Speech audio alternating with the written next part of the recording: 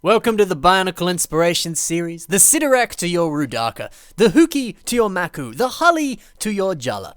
Love may not be canon, but around here, our love for Bionicle is 100% canon. So let's begin this episode where we love to review the mocks of the community and discuss the ways that you yourself can get inspired. Of course, by the way, don't forget, you can of course submit your own mocks or theme ideas to the show, but more on how to do that at the end of the episode, so stay tuned. Speaking of stay tuned, let's begin the episode. Without further ado, this episode is on demons and monsters. We're going to cover all things scary, creepy, slimy, angry, big teeth, all that jazz. Let's begin with some cool monster demons that are made of Bionicle. So the first mock we have today is by Brickins and is called Vampire Borock, and that alone is a good talking point.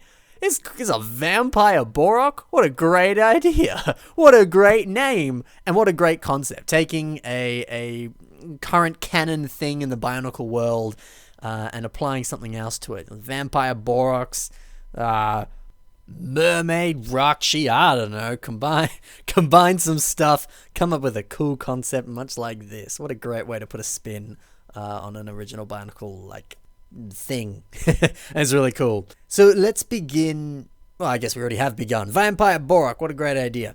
One thing I really like about this mock is, yeah, like I said, it's taken that Borock concept and really adapted and heavily changed it. Really, the only sort of original part of the Borock is the rough head design, which has been tweaked and changed. You know, you look at those teeth that he's added. What a cool addition. I mean, technically Borock originally had teeth, but this is definitely a different adaptation of that. This is more of sort of a pronounced jaw, almost like like a crocodile or something. And the way that's been made is simply using a bunch of minifigure hands. And I think that alone is really cool. You know, definitely something that you're going to see on your demons and monsters and things is big, sharp teeth, claws, all that jazz. And so I think that's a really cool way to branch out. Instead of actually using those claw pieces that are intended to be claws, why not look at some other options, like minifigure hands, for example. And I think there's another really cool thing with that is, you know, some people may not realize you can actually take the hands or the arms off of minifigures and use those pieces and stuff like that. And I think that kind of opens up a different ballpark to some extent. You know, there are pieces that you can actually take apart even further, more than you're meant to. You know, like for example, the old Bionicle weapons. I don't know if I'm going to have pictures of this, so my bad, but do some research or take them apart yourselves, see what you can do. But like for example, the Bionicle weapons, the ones that when you press the button, they shone and had different lights on them depending on the set. Obviously, you need to change the battery with that. And apparently, I think you can kind of keep going. And there's some additional things in there that people have used as like really cool, obscure parts. And you can do that as well with Knight's Kingdom torsos. I know if you crack one of those open, there's a whole bunch of weird pieces in there that sort of helps the gear function of that work. And technically, it's Lego. Technically, it's a piece. You know, some obscure stuff. One thing I did once was an old Bionicle watch that I had as a kid. Really cool watch, fun to wear.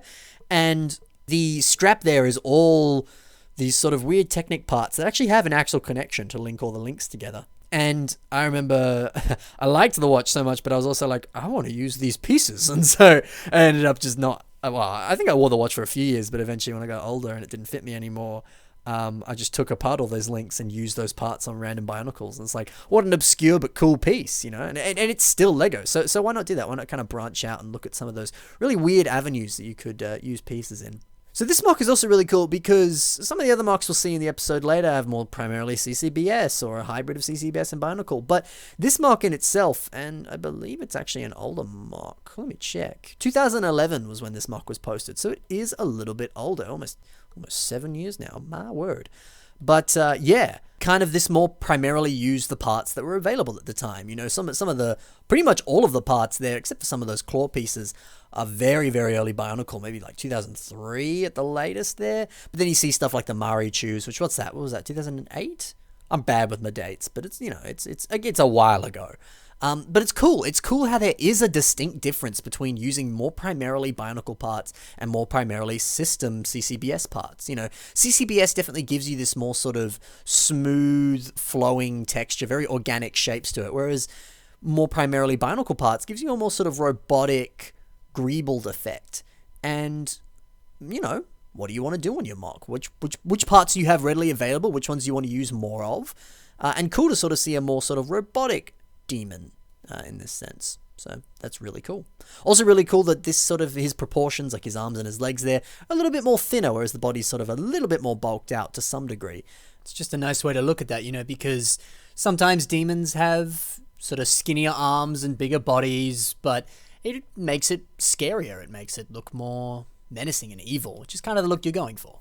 Anyway, let's take a look at the next mock, which is by VPinav9124, or his name is VBlop9. He kind of sent me 2 links when he submitted this, so I'm not sure what to call you. I'm also not sure what to call the mock. My apologies, you didn't give me a name, but I'm gonna call it Skull Demon.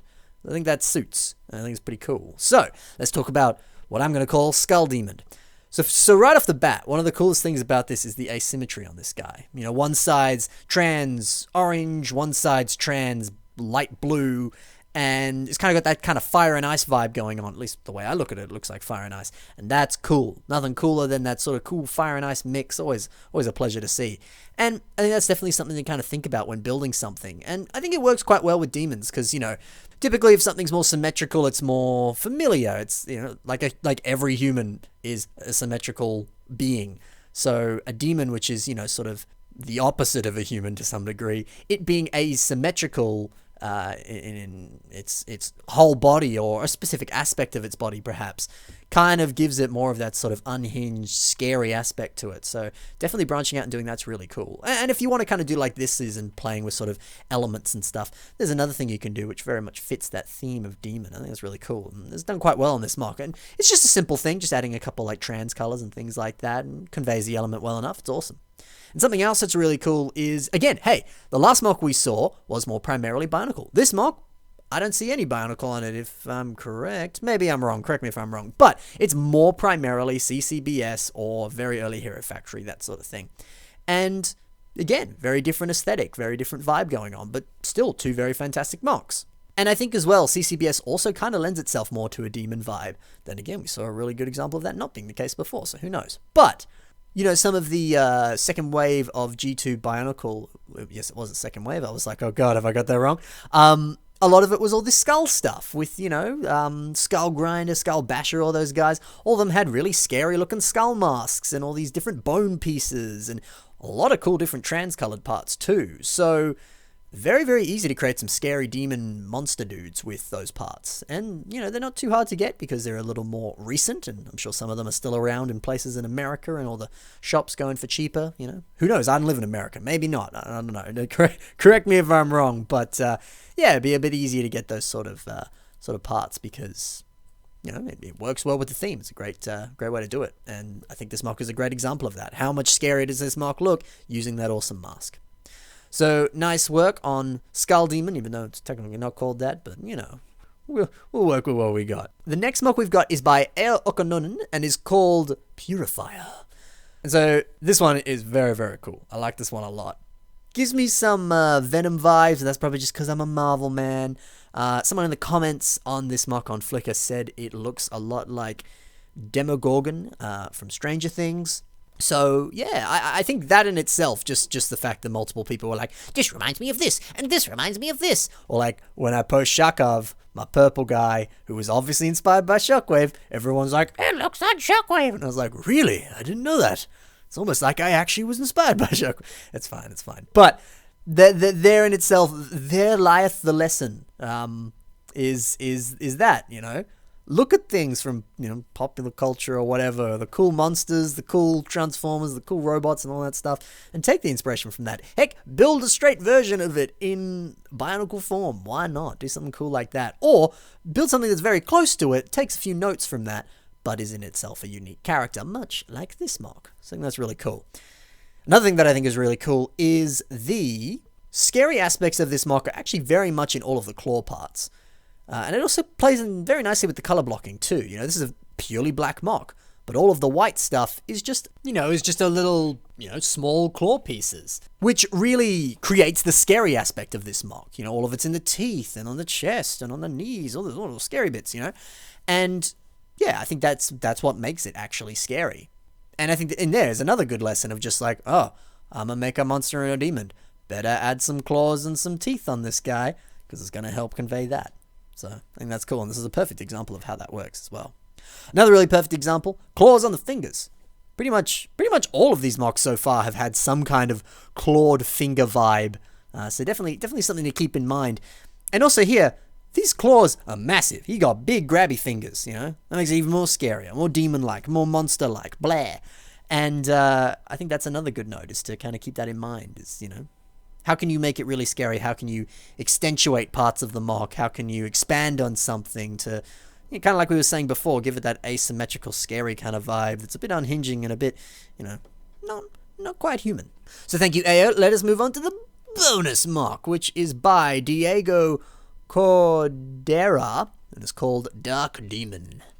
So I've actually seen, now, most of the other ones that we saw before were very much a very, very stereotypical demon, you know, big teeth, big claws, monsters and stuff. I wanted to throw in another mock here that is kind of an in-between of that. It's a little more closer to a Toa, maybe, sort of more of just a dude, you know, just a guy. There's nothing sort of remotely in-your-face demon or monster with big teeth and all that sort of stuff.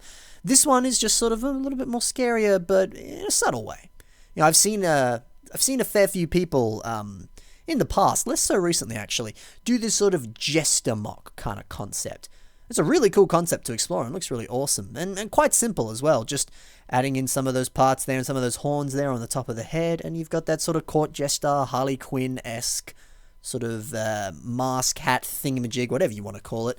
And it's a really nice way to create a really effective Harley Quinn jester kind of vibe, which, yeah, a lot of people who have made mocks in this sort of fashion have taken into the sort of more scarier route. But heck, why not take the route of, yo, I'ma just make a cool court jester, you know, dancing in front of a king, and then make another king with a beard, like, oh, excellent work, Billy. I'ma keep throwing coins at you if you keep dancing. And the jester's like, why not? Why not go that route? But we're talking about demons and monsters, so, you know, I mean, you can still build that. I'm not discouraging you, but, you know, we're talking about this, so I'm going to stay on topic. One thing I wanted to talk about is the face. It's a flipped Rakshi head. Cool, right? Awesome. Gotta love Rakshis. And I think that in itself is always a good thing to remember, you know. You got one mask that looks cool one way, but what if you flip it upside down? How does it look then? And that's a trope that's been happening since, forever, man. I've always seen mocks that do that. They'll put a mask, flip it upside down, see what it looks like, see what it does. Some masks, it works so freaking well on. I mean, like, this is a really good example. An upside down Rakshi head like that looks really cool. Got the kind of Cyclops mono eye thing there. It looks awesome.